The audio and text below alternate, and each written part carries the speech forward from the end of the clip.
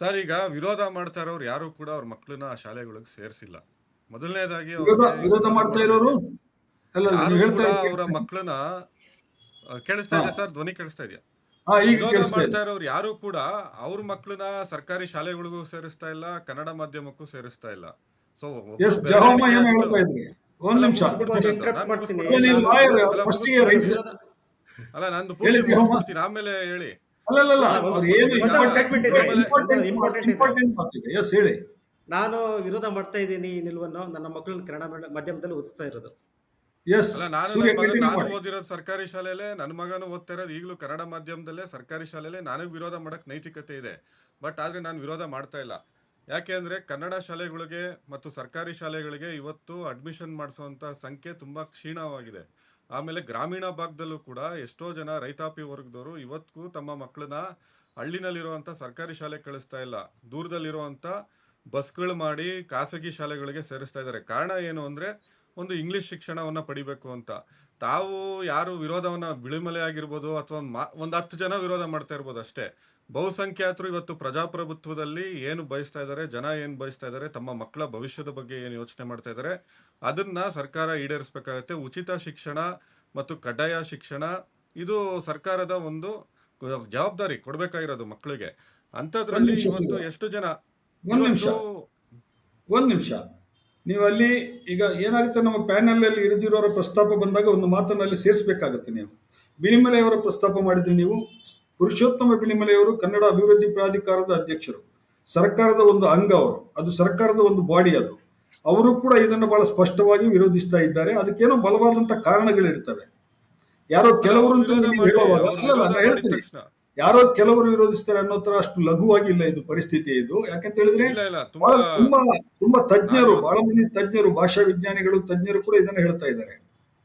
ಭಾಷಾ ವಿಜ್ಞಾನ ತಜ್ಞರು ಹೇಳೋದು ಸರಿ, ಬಟ್ ಭಾಷಾ ವಿಜ್ಞಾನ ತಜ್ಞರು ಎಷ್ಟು ಜನ ಸರ್ಕಾರಿ ಶಾಲೆಗಳನ್ನ ಅಭಿವೃದ್ಧಿ ಮಾಡೋದ್ರ ಹತ್ರ ಗಮನ ಹರಿಸಿದ್ದಾರೆ ಅನ್ನೋದು ಮುಖ್ಯ ಆಗುತ್ತೆ. ಎಷ್ಟು ಜನ ಸರ್ಕಾರಿ ಶಾಲೆಗಳಿಗೆ ಬರ್ತಾ ಇದ್ದಾರೆ, ಎಷ್ಟು ಜನ ನಿಜವಾಗ್ಲೂ ಕನ್ನಡ ಮಾಧ್ಯಮದಲ್ಲಿ ಓದಿರುವಂತ ಕಲ್ತಿರುವಂತ ವಿದ್ಯಾರ್ಥಿಗಳಿಗೆ ಶಕ್ತಿಯನ್ನ ನೀಡಿದ್ದಾರೆ ಅನ್ನೋದು ಮುಖ್ಯ ಆಗುತ್ತೆ. ಅದು ಹಿಂದಿಯನ್ನು ತೆಗೆದುಬಿಟ್ಟು ಹಿಂದಿ ಜಾಗದಲ್ಲಿ ಇಂಗ್ಲಿಷ್ ಕಮ್ಯುನಿಕೇಶನ್ ಸಬ್ಜೆಕ್ಟ್ ಇಟ್ಟು ಇಂಗ್ಲಿಷ್ ಮಕ್ಕಳು ಚೆನ್ನಾಗಿ ಮಾತಾಡೋದು ಕಲೀಲಿ. ಆದರೆ ಅವರಿಗೆ ವಿಷಯಗಳನ್ನು ಮನದಟ್ಟು ಮಾಡಲಿಕ್ಕೆ ಅವರ ಒಂದು ಮಾತೃಭಾಷೆಯಲ್ಲಿ ಆಗಬೇಕು. ಅದು ಎಲ್ಕಂದ್ರೆ ತಲೆಗೆ ಹೋಗಲ್ಲ, ವಿಷಯ ಹೋಗೋದೇ ಇಲ್ಲ. ಈಗ ನಾವು ಏನು ಹೇಳ್ತೀವಿ, ಇಂಗ್ಲೀಷು ಕಲಿಸ್ಬಿಟ್ಟು ನಾವು ಉದ್ಧಾರ ಮಾಡ್ತೀವಿ. ಇಲ್ಲ, ಅವರು ಇನ್ನೂ ಬೆಂಕಿಯಿಂದ ಬಾಣಲಿಗೆ ಬಿದ್ದಂಗಾಗುತ್ತೆ. ಕೇವಲ ನಿಮ್ಗಿರುವಂತ ಸಬ್ಜೆಕ್ಟ್ ಮ್ಯಾಟರ್ಸ್ ನೀವು 1ನೇ ಕ್ಲಾಸಿಂದ ಬೇರೆ ಖಾಸಗಿ ಶಾಲೆಗಳಲ್ಲಾಗಿರ್ಬೋದು ಅಥವಾ LKG UKG ಇಂದ ನೀವು ಭಾಷೆ ಕಲಿಸ್ತೀರಾ. ಇಂಗ್ಲೀಷು, ಕನ್ನಡ ಮತ್ತೆ ಬೇರೆ ಬೇರೆ ಇಂಗ್ಲಿಷ್ ಮಾಧ್ಯಮದಲ್ಲೇ ಶಿಕ್ಷಣ ಆರಂಭ ಆಗುತ್ತೆ. ಸರ್ಕಾರಿ ಶಾಲೆಗಳಲ್ಲಿ 5ನೇ ಕ್ಲಾಸಿಂದ ಇಂಗ್ಲೀಷ್ನ ಹೇಳ್ಕೊಡ್ತಾ ಇದ್ರು. 1ನೇ ಕ್ಲಾಸ್ ಮಗು ಓದುವಂಥದ್ನ ಇಲ್ಲಿ 5ನೇ ಕ್ಲಾಸ್ ಮಗು ABCD ಅವಾಗ ಕಲಿತಾ ಇತ್ತು, ಹಿಂದೆ 25 ವರ್ಷದ ಹಿಂದೆ. ಇವತ್ತು ಬದಲಾವಣೆ ಆಗಿದೆ. ಇವತ್ತು 1ನೇ ಕ್ಲಾಸಿಂದಾನೇ ಇಂಗ್ಲೀಷ್ನ ಒಂದು ಭಾಷೆಯಾಗಿ ಕಳಿಸ್ತಾ ಇದ್ದಾರೆ. ನೀವು ಭಾಷೆಯಾಗಿ ಎಷ್ಟು ಭಾಷೆ ಬೇಕಾದ್ರೂ ಕಲಿಸಿ, ನಮ್ಮ ವಿರೋಧ ಅಂತ ಇಲ್ಲ. ಸೊ ನೀವು ಒಂದ್ ನಿಮಿಷ, ನಾನು ಮ್ಯಾಥಮೆಟಿಕ್ಸ್ ಹೇಳ್ತಾ ಇರೋದಕ್ಕೆ ನಿಮ್ಮ ಉತ್ತರ ಬೇರೆನೇ ಇದೆ, ನಾನು ಕೇಳ್ತಾ ಇರೋ ಪ್ರಶ್ನೆ ಬೇರೆ ಇದೆ. ಸರ್ಕಾರದ ಜವಾಬ್ದಾರಿ ಏನು ಅಂತ ಹೇಳಿದ್ರೆ, ಸರ್ಕಾರಿ ಶಾಲೆಗಳನ್ನ ಸಬಲೀಕರಣ ಮಾಡಿ ಎಲ್ಲ ಶಾಲೆಗಳು ಚೆನ್ನಾಗಿರೋ ತರ ನೋಡ್ಕೋಬೇಕಾಗಿರೋದು ಸರ್ಕಾರದ ಜವಾಬ್ದಾರಿ. ನೀವು ಪೋಷಕರ ಮೇಲೆ ಹಾಕ್ಬೇಡಿ ಅದನ್ನ.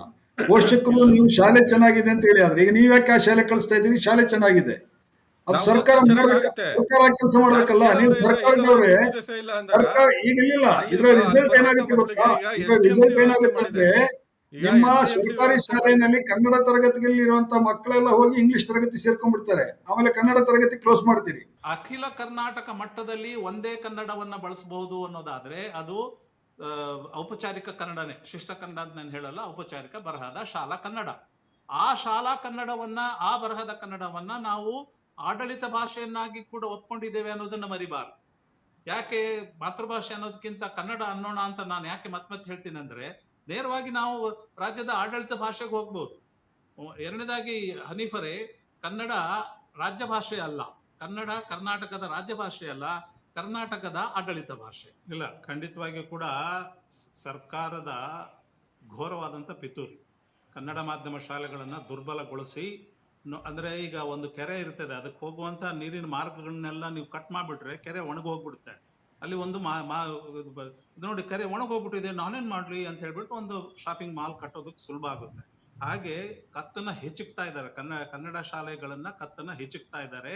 ಅವು ದುರ್ಬಲ ಆದ ಹಾಗೆ ಅದನ್ನು ಕ್ಲೋಸ್ ಮಾಡ್ತಾ ಮಾಡ್ತಾ ನಾವು ಇಂಗ್ಲಿಷ್ ಮಾಧ್ಯಮ, ಈಗ ಮಹಾ ಅಂದ್ರೆ ಇವರು 4,500 ಇಂಗ್ಲಿಷ್ ಮಾಧ್ಯಮ ಶಾಲೆಗಳನ್ನು ಕಲ್ಸಿರ್ಬಹುದು.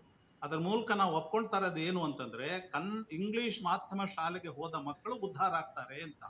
ಉಳಿದಂತೆ ಎಲ್ಲಾ ಅಂದ್ರೆ ಇದ್ರ ಮೂಲಕ ಏನನ್ನ ಸಮರ್ಥಿಸ್ತಾ ಇದೀವಿ ನಾವು, ದೊಡ್ಡ ಸಂಖ್ಯೆಯಲ್ಲಿ ಖಾಸಗಿ ಶಾಲೆಗಳಲ್ಲಿ ಇರ್ತಕ್ಕಂಥ ಇಂಗ್ಲಿಷ್ ಮಾಧ್ಯಮಕ್ಕೆ ನಾವು ಹೋಗ್ಬೇಕು, ನಮ್ಮ ಹತ್ರ ಸಾಮರ್ಥ್ಯ ಇದ್ರೆ ಅಂತದನ್ನು ಒಪ್ಕೊಂಡಂಗಾಯ್ತು ನಾವು.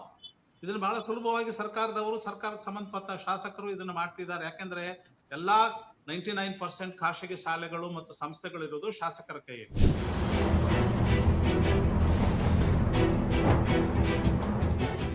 ಆಮೇಲೆ ಈಗ ಕನ್ನಡ ಮಾಧ್ಯಮ ಕಲಿಕೆಯಲ್ಲಿನೂ ತುಂಬಾ ತೊಡಕುಗಳಿವೆ. ಏನಂತಂದ್ರೆ ಇಲ್ಲಿ ಸಂಸ್ಕೃತಮಯ ಆಗಿದೆ. ಈ ಕನ್ನಡ ಮಾಧ್ಯಮ ಅಂತ ಹೇಳಲಿಕ್ಕೆ ಕನ್ನಡ ಮಾಧ್ಯಮ ಒಂದು ಅರ್ಧ ಭಾಗ ಸಂಸ್ಕೃತನೇ ಇದೆ. ಈಗ ಅದು ಸರಳೀಕರಣ ಆಗ್ಬೇಕು. ಮಕ್ಕಳಿಗೆ ಈಗ ಅದು ಹಂಗಂತೇಳಿ ಅದು ಒಂಥರ ಉಗುರಿಗೆ ಗಾಯ ಇದ್ದಂಗೆ, ಉಗುರು ಗಾಯ ಆಯ್ತಂತ ಕೈ ಕಡಿಯಕ್ಕಾಗೋದಿಲ್ಲ. ಅದನ್ನ ನಾವು ಅಡ್ರೆಸ್ ಮಾಡಬೇಕು, ಎಲ್ಲಿ ಪ್ರಾಬ್ಲಮ್ ಇದೆ ಅಂತ. ಈಗ ಉದಾಹರಣೆಗೆ ಹೇಳ್ಬೇಕಂದ್ರೆ ಪೀನ ದರ್ಪಣ ಅಂತಿದೆ. ಪೀನ ದರ್ಪಣ, ನಿಮ್ನ ದರ್ಪಣ. ಈ ಪೀನ ದರ್ಪಣದ ಬದಲು ಉಬ್ಬು ಗಾಜು ಅಂತ ಹೇಳ್ಬೋದು. ಉಬ್ಬು ಅನ್ನೋದು ಇಡೀ ಕರ್ನಾಟಕದಲ್ಲಿ ಎಲ್ಲರಿಗೂ ಅರ್ಥ ಆಗುತ್ತೆ. ನಿಮ್ನ ದರ್ಪಣ, ತಗ್ಗು ಗಾಜು, ಸಂಪೀಡನೆ, ಹೃತ್ಕ್ರಮ, ಇಂಥ ಕಾಂಪ್ಲೆಕ್ಸ್ ವರ್ಡ್ಸ್ ಇದೆ.